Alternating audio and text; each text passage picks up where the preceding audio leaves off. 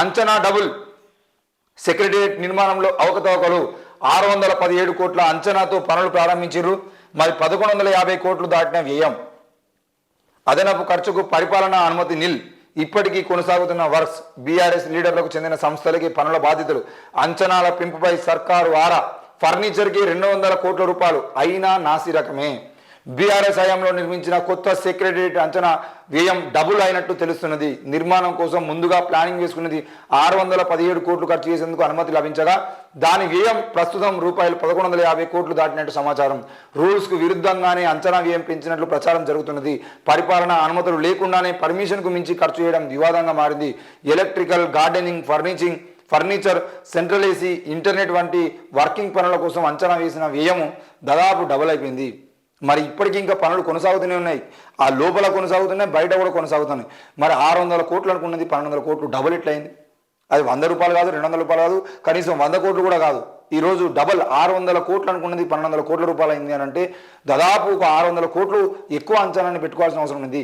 వీళ్ళు అంచనా వేసేటప్పుడు అన్నిటికీ సరిగ్గా ఈ గ్లాస్ కింద అవుతుంది, ఈ ఇటుక కింద అవుతుంది, ఈ సిమెంట్ కింద అవుతుంది, ఈ ఐరన్ కింద అవుతుంది అని చెప్పేసి మొత్తం గార్డెనింగ్ కింద, ఏసీల కింద అని చెప్పేసి మొత్తం లెక్కలేసుకొని వేసేది 600 కోట్ల రూపాయల అంచనా. మరి 600 కోట్ల అంచనా 1200 కోట్లు చేసిరు అని అంటే ఎవరి కోసం చేసిర్రు?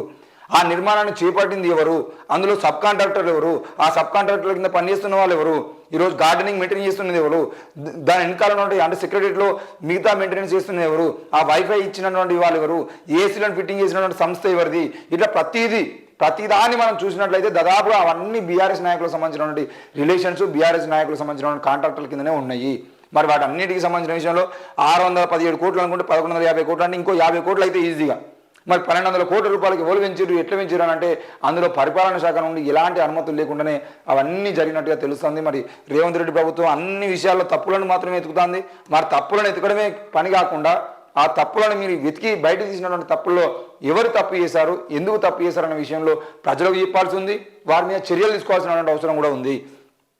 ఇకపోతే సమావేశంలో రేవంత్ ఉత్తమ్ విద్యుత్ను ఎక్కువ ధరకు ఎందుకు కొన్నారు, గత సర్కార్ అలా కొనుగోలు చేయడానికి కారణాలు ఏమిటి, ఒప్పందాలకు సంబంధించిన పూర్తి వివరాలు ఇవ్వండి, ఇకపై తక్కువ ధరకు దొరికే కంపెనీల నుంచే కొనాలి, రైతులకు 24 గంటల ఫ్రీ కరెంట్ ఇవ్వాలి, రాష్ట్రానికి సమగ్రమైన విద్యుత్ పాలసీ అవసరం. రేవంత్ రెడ్డి మంత్రులు అధికారులతో సెక్రటేరియట్లో సమీక్ష. 200 యూనిట్ల ఉచిత విద్యుత్ స్కీమ్ పైన డిస్కషన్. నేను ఢిల్లీకి సీఎం మంత్రులు. మొత్తానికైతే మొన్న అదానీ సంస్థలకు సంబంధించిన వ్యక్తుల్ని రేవంత్ రెడ్డి గారు కలిశారు. మరి ఢిల్లీకి పోయి ప్రధాని నరేంద్ర మోడీని కలిసిండు. హైదరాబాద్కి వచ్చి ఆయన హైదరాబాద్కు రాగానే అదానికి సంబంధించిన వ్యక్తులు వచ్చి ఈయన కలిసిరు అని చెప్పేసి ఒక ఫోటో వైరల్గా మారింది, మనం చూసినాం. మరి ఇదే రేవంత్ రెడ్డి మహారాష్ట్రకు పోయినప్పుడు మహారాష్ట్ర బహిరంగ సభలో కాంగ్రెస్ ఆవిర్భావ సభలో రేవంత్ రెడ్డి కానీ రాహుల్ గాంధీ కానీ మాట్లాడుతూ అంబానీ అదానీని ఇష్టం ఉన్నట్టు తిట్టిరు. అంబానీ అదాని దేశాన్ని నాశనం చేస్తున్నారని మాట్లాడారు. మరి అక్కడ మహారాష్ట్రలో మాట్లాడి తెలంగాణకు వచ్చి ఢిల్లీకి పోయి ఢిల్లీలో ప్రధాని నరేంద్ర మోడీని కలిసిన తర్వాత వారం రోజుల్లోపే మళ్ళీ తెలంగాణలో అదానితో మీటింగ్ ఏర్పాటు చేసి అదానితో మీటింగ్ ఏర్పాటు చేసినాక 2 రోజులకే ఈరోజు తక్కువ ధరకు ఇచ్చేటువంటి కంపెనీల నుంచే మనం కరెంటును కొనుక్కోవాలని చెప్పేసి మాట్లాడుతున్నారంటే ఈరోజు కరెంటు కొనుగోలు అనేది అదాని సంస్థల నుండి చేసేటువంటి ప్రయత్నం ఏమైనా చేస్తున్నారా? మరి అదానీ చేతుల్లో దేశాన్ని నరేంద్ర మోడీ పెడుతున్నప్పుడు వ్యతిరేకించిన కాంగ్రెస్ పార్టీ ఈరోజు అదే కాంగ్రెస్ పార్టీ రాష్ట్ర పాలనలో ఉన్నప్పుడు మరి అదానీ చేతుల్లోకి రాష్ట్రాన్ని ఇచ్చేది ఉంటే ఈ రాష్ట్రం కూడా సర్వనాశనం చేసేటువంటి దిశగా మరి కాంగ్రెస్ కూడా అడుగులు వేయబోతుందన్న విషయాన్ని మనం ఆలోచించాలి. మరి అదానీ గ్రూప్స్తోని మీటింగ్ అయిన 2 రోజులకే ఇట్లాంటి నిర్ణయం తీసుకోవాలనుకోవడము, అదానీ గ్రూప్ కాకుండా కొత్తగా తక్కువ రేటుకి ఇచ్చేటువంటి గ్రూపులు కూడా తక్కువగా ఉంటాయి కాబట్టి ఇప్పుడు అదానీ గ్రూప్ చేతుల్లో పెట్టాలనే ప్రయత్నం అయితే జరుగుతున్నదో తెలుస్తోంది. ఒప్పందాలకు సంబంధించిన పూర్తి వివరాలు అండి. రైతులకు 24 గంటల ఫ్రీ కరెంట్ ఇవ్వాలి, రాష్ట్రానికి సమగ్రమైన విద్యుత్ పాలసీ అవసరం ఉంది అని చెప్పేసి రేవంత్ రెడ్డి మాట్లాడుతున్నాడు. సమగ్రమైన పాలసీ కోసం మీరు తీసుకున్న నిర్ణయాలు అంబానీ అదానీ చేతుల్లో రాష్ట్రాన్ని పెట్టే విధంగా ఉండకుండా వీలైనంత వరకు మరి ప్రభుత్వం ఇక్కడ మనకు సింగరేణి బొగ్గు సంబంధించిన విషయంలో కానీ థర్మల్ పవర్ సంబంధించిన విషయంలో కానీ మిగతా సంబంధించిన విషయంలో కూడా నిర్ణయాలు తీసుకొని ఇక్కడనే మన రాష్ట్రానికి కావాల్సినంత విద్యుత్ను వాళ్ళు తయారు చేసే విధంగా మీరు చర్యలు తీసుకోవాల్సిన అవసరం ఉంది.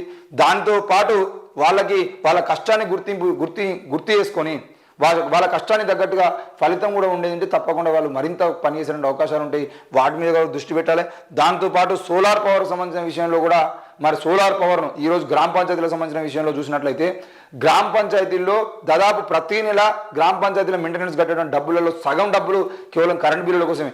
ఒక్కో గ్రామ పంచాయతీలో 10,000 నుండి 20,000 50,000 వచ్చేటువంటి గ్రామ పంచాయతీలు కూడా ఉన్నాయి.